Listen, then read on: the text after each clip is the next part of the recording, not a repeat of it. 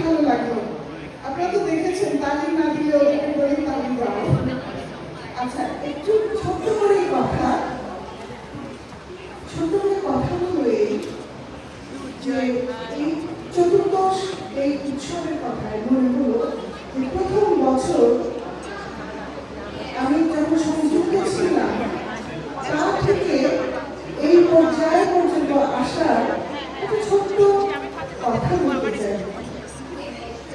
আমরা বাংলা সাহিত্যে এবং বিশ্ব সাহিত্যেও অনেক গল্প পড়েছি, অনেক মানুষের অভিজ্ঞতার কথা শুনেছি।